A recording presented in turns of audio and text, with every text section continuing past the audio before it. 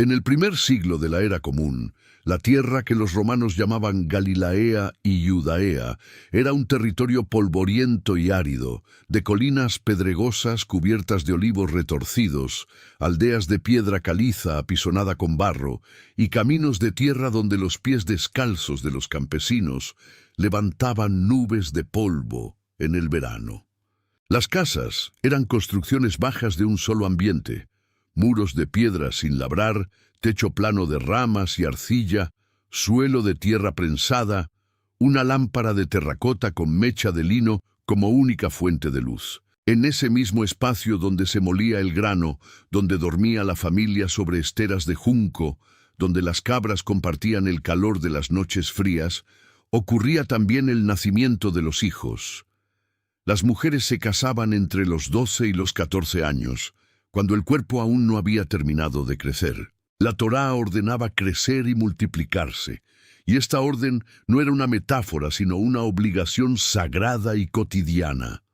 Una mujer podía esperar entre 8 y 12 embarazos a lo largo de su vida.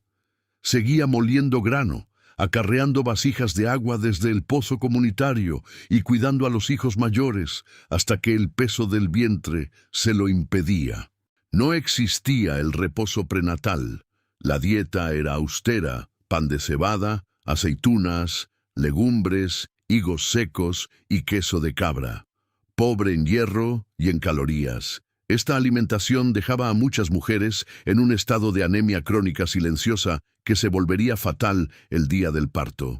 Cuando las contracciones comenzaban, los dolores llamados en arameo Cheblei Leida, la noticia corría por la aldea. La cuñada, la suegra, la vecina, la anciana que había asistido a docenas de partos en su vida, todas acudían. El parto era un acontecimiento colectivo, protagonizado exclusivamente por mujeres. Los hombres esperaban afuera, en el patio o en la calle, rezando los salmos en voz baja, invocando la protección divina con la misma urgencia con que se reza ante lo incontrolable. La figura central era la Meyaledet, la partera. No era médica ni tenía formación teórica. Su conocimiento era empírico, transmitido de mujer a mujer durante generaciones, acumulado en las manos a través de la experiencia.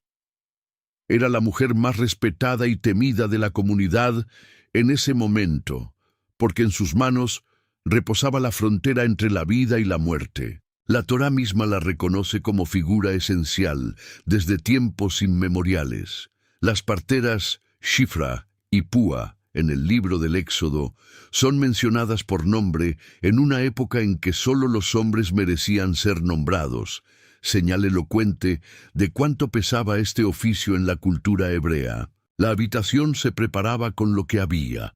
Se extendía tela de lino limpio sobre el suelo de tierra. Se encendían más lámparas de aceite. Se ponía a calentar agua en una olla de barro negro sobre el fogón de piedra. La partera traía consigo un frasco pequeño de cerámica con aceite de oliva para lubricar sus manos y masajear el abdomen de la parturiente, tiras de lino para envolver al recién nacido, esponjas marinas llegadas por las rutas comerciales del Mediterráneo, manojos de menta y eneldo cuyo aroma se creía que fortalecía a la madre, y sal gruesa marina para frotar la piel del bebé al nacer. El profeta Ezequiel lo registra con precisión cuando describe el cuidado de un recién nacido. No fuiste lavado con agua para ser limpiado, ni frotado con sal, ni envuelto en pañales. La mujer no daba a luz tumbada. Parían en posición vertical, en cuclillas sobre 2 piedras o ladrillos de arcilla cocida colocados en el suelo, llamados en hebreo ovnayim, las 2 piedras, mientras otra mujer las sujetaba por detrás con los brazos bajo las axilas. Las familias con más recursos usaban el kisei leidah, un banquillo de madera con abertura en forma de U que permitía a la partera trabajar frente a la madre. En las aldeas pobres de Galilea, 2 piedras y los brazos de las mujeres eran todo lo que existía. Durante las contracciones, La partera palpaba el abdomen con manos untadas en aceite, intentando determinar cómo venía el niño. De cabeza, que era lo esperado; de pies, que era el terror; transverso, que era casi siempre mortal para ambos. Se ofrecía agua con miel para mantener las fuerzas, se rezaba sin parar. En el judaísmo del siglo I, curar y rezar eran el mismo acto.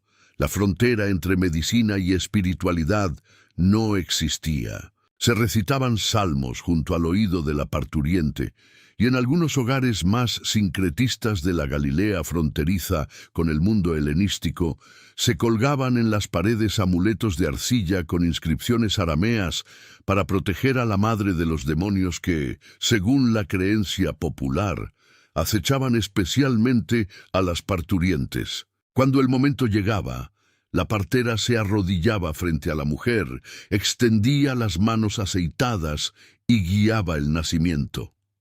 El primer llanto del recién nacido era recibido con la veraca, la oración de bendición que brotaba espontáneamente de los labios de todas las mujeres presentes. Luego venía el trabajo inmediato: cortar el cordón con una pequeña navaja de hierro, atarlo con lino, lavar al bebé con agua tibia, frotarlo con sal, ungirlo con aceite y envolverlo apretadamente en tiras de lino desde los pies hasta los hombros. Este envoltorio, el esparganón en griego, no era un detalle pintoresco. Mantenía los miembros rectos, protegía del frío y reproducía la contención del vientre materno. El Evangelio de Lucas lo registra con exactitud cuando describe el nacimiento en Belén. La madre envuelve al recién nacido en pañales y lo coloca en un pesebre. Ese detalle no es adorno literario, es un documento histórico. La muerte materna no era una tragedia infrecuente. Era una posibilidad que todas las mujeres conocían y ante la que todas rezaban. La matriarca Raquel murió dando a luz a Benjamín en el camino hacia Éfrata.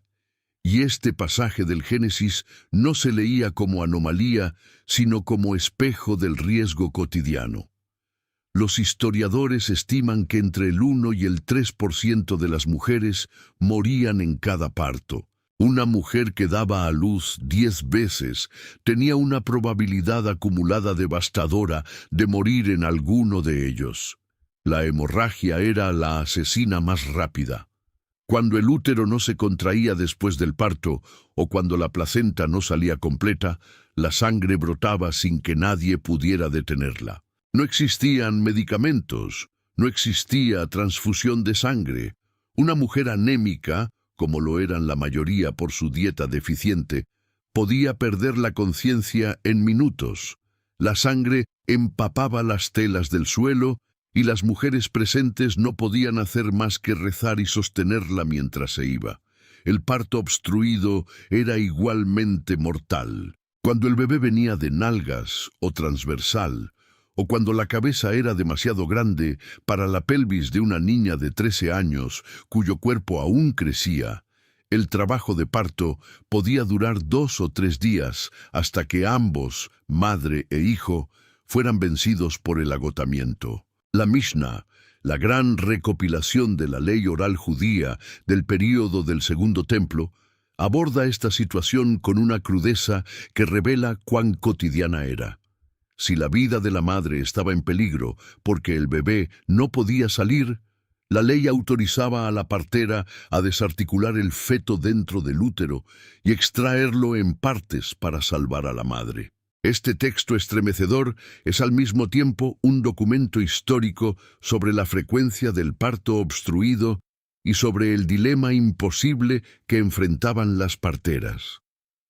Si la madre sobrevivía el nacimiento, los 3 días siguientes eran igualmente peligrosos. La infección que hoy llamamos sepsis puerperal llegaba silenciosamente. Las manos de la partera, sin ninguna noción de asepsia, introducían bacterias en el útero abierto. La fiebre comenzaba al 2º o 3er día, el vientre se ponía rígido y doloroso, el delirio llegaba y la muerte seguía en pocos días. La familia creía que era un castigo divino o la acción de un demonio. Nadie podía saber que era la suciedad en las manos de la partera lo que mataba. En la conciencia religiosa judía del siglo I, el dolor del parto no era una injusticia de la naturaleza.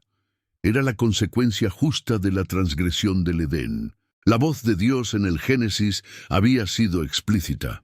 Con dolor darás a luz a tus hijos. En hebreo, Be-Etzef Teledi Banim. Esta sentencia era conocida de memoria por todas las mujeres. Sufrir en el parto era cumplir el destino de hija de Eva. Era correcto, era apropiado, era, en algún sentido, oscuro, sagrado. El dolor de las contracciones era tan poderoso como imagen cultural que el profeta Isaías lo usaba para describir el terror de un pueblo ante la destrucción. Y el apóstol Pablo lo usaba para describir el gemido de toda la creación que espera la redención. Era el sufrimiento más conocido de todos. Cuando el parto concluía bien, cuando el bebé lloraba y la madre todavía respiraba, el alivio era total. Alguien salía al patio a dar la noticia al marido que esperaba afuera. Las lámparas de aceite seguirían ardiendo esa noche entera. Las oraciones de gratitud sustituirían a las oraciones de súplica. El bebé envuelto en lino descansaría sobre el pecho de su madre, comenzando la lucha de los primeros días en una habitación de piedra y tierra, iluminada apenas por una llama pequeña que temblaba con el viento que entraba por las grietas del muro. Y el sol volvería a salir sobre las colinas de Galilea exactamente igual que el día anterior, cuando nadie sabía todavía si esa mujer y ese niño vivirían para verlo. Ese era el milagro cotidiano del siglo I, sobrevivir al nacimiento. Y ese era también su calvario ordinario, la cantidad de mujeres que no lo lograban. Si este viaje al pasado te hizo reflexionar sobre la vida cotidiana en los tiempos de Jesús, suscríbete a nuestro canal para no perderte ningún episodio. Aquí reconstruimos la historia tal como fue, con fidelidad a las fuentes y con el respeto que merece cada vida que existió hace 2000 años. Dale like si aprendiste algo que no sabías y cuéntanos en los comentarios qué parte de este relato te impactó más. Tu comentario nos ayuda a seguir creando. Comparte este video con alguien que ame la historia, porque la historia no es solo del pasado, es la raíz de todo lo que somos hoy.